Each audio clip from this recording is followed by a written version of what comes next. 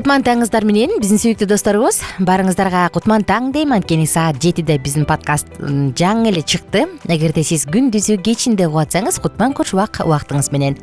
Жана достор, бүгүн биз эмнеге саат 9-да, кечки 10-до жатыш керек? Мына ушул жөнүндө сөз кылабыз. Анан бул дагы албетте эң пайдалуу адаттардын бири.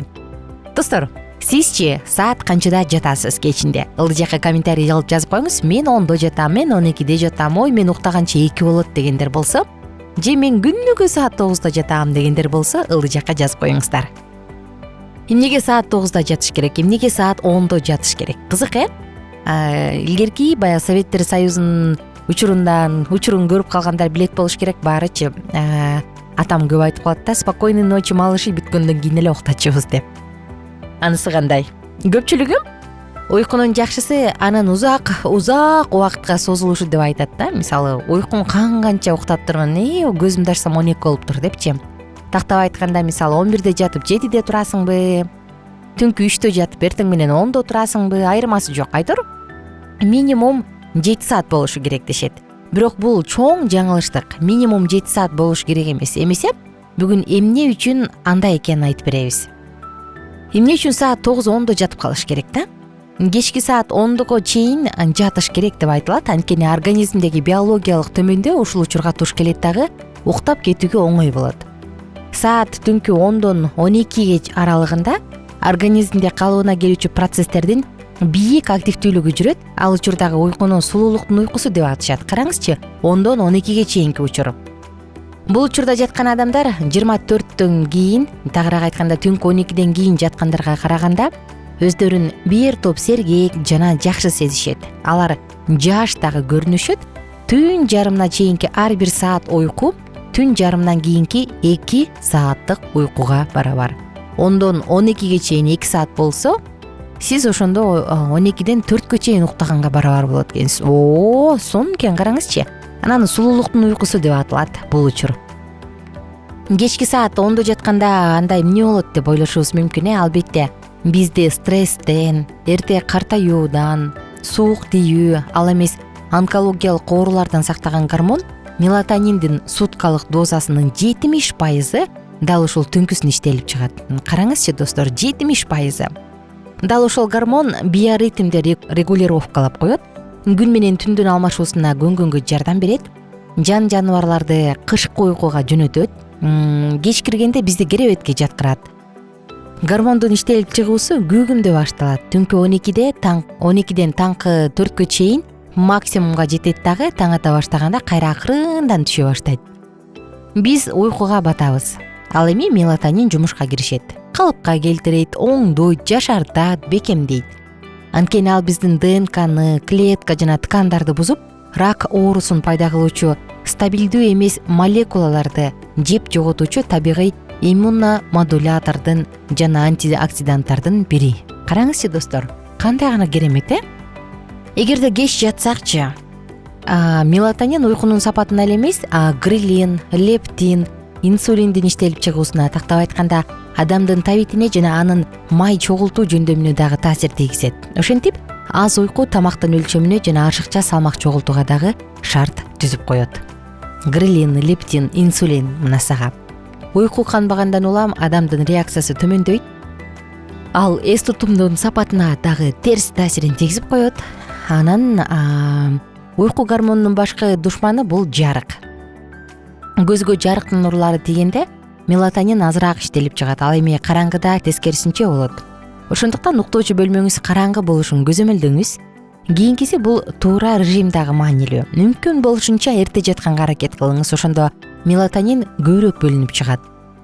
Энергия, минералдык заттар, органикалык байламталарды адам азыктан алары талашсыз. Мелатонин да камтылган.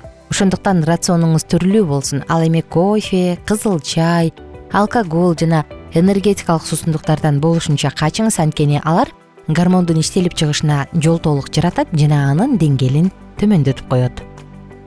Кайсы бир кеңештерди аткаруу кыйын турар, бирок сиздин аракетиңиз сөзсүз акталат жана өзүңүздүн сыйлыгыңызды аласыз. Уйкуңуз кангандан кийин дүйнө жарыгыраак, эмоция көбүрөөк боло түшөт. Эмесе биз ар бириңиздерге уйкунун канышын каалайбыз. Достор, ошону менен катар эле окумуштуулар дагы уйкуну кандыруунун жолдорун айтып беришкен. Мында бул жөнүндө айтайынчы. Уйкуну кандырыш үчүн канча убакыт жана кандай шартта укташ керек? Мисалы уйкунун нормасы, окумуштуулардын айтымында уйкунун узактыгы адамдын жаш курагына жараша өзгөрүп турат. Улуу курактагылар 7 саат уктаса, балдар андан көбүрөөк уктаганы жакшы. Адам баланча саат укташы керек деген универсалдуу эсептөө жок, бирок мурунку жылдары эл аралык сунуштамалар берилген. Анда адам 7 сааттан кем эмес укташы керек деп айтылган. Бул сунуштама улуу курактагыларга дагы айтылган деп окумуштуулардын бири айткан. Дагы бир окумуштуу ар кайсы адамдын ар кандай циклда уйкусу канат дейт да. Бул 1,5 цикл 1,5 саатка барабар дешкен. Орточо көрсөткүч 5 циклга барабар, бул 7 сааттан ашыгыраак убакытты түзөт. Көпчүлүк адамдардын уйкусу ушул убакытта канат, бирок уйкучу адамдарга 5 цикл жетишсиз. Аларга 6 циклдуу уйку керектелет. Аз уктагандар дагы бар, алар 4 циклдуу убакытта эле уйкулары канып калат деген окумуштуу. Эгерде биз ашыгы менен уктасакчы, мисалы дем алыш күндөрү атайлап ашыгыраак уктап алган адам иш күнү көп чарчабай турганы аныкталган. Мындай ыкманын эффективдүүлүгү жүргүзүлгөн изилдөөнүн негизинде белгилүү болгон.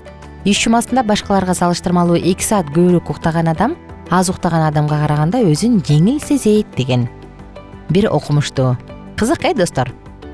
Жакшы укташ үчүн бүгүн уктай аламбы же албаймбы деп кабатырлануунун кереги жок, себеби уйку бул адамдын генетикасындагы механизм да. Ошондуктан ашыкча ойлонуулар уйкуга тоскоолдук жаратаарын дагы унутпаңыз.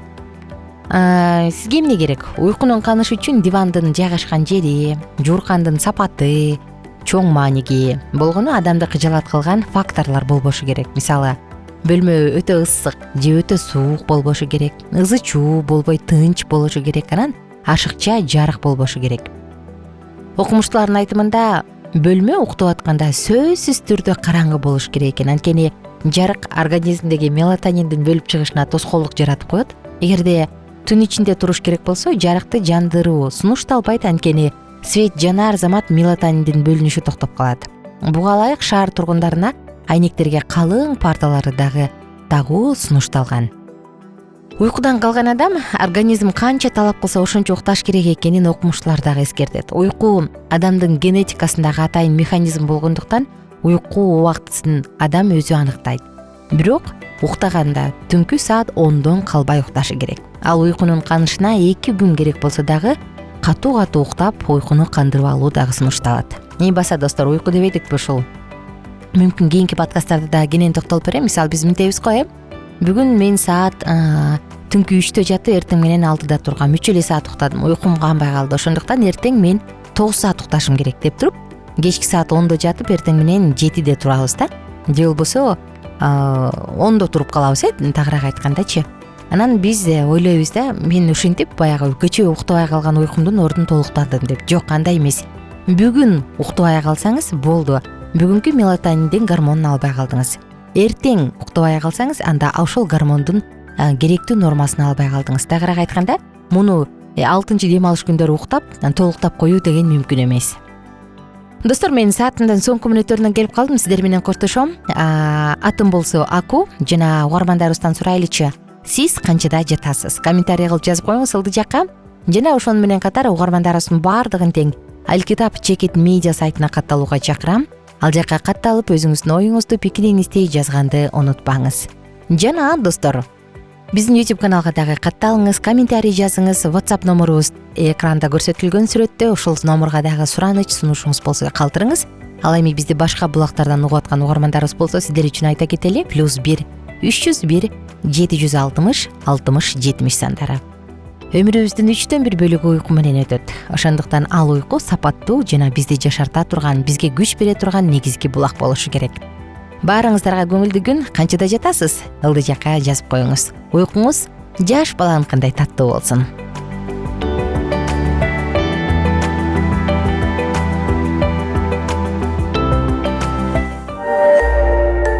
Биздин сабактар менен кененирээк Алкитап Чекит медиа сайтынан таанышыңыз.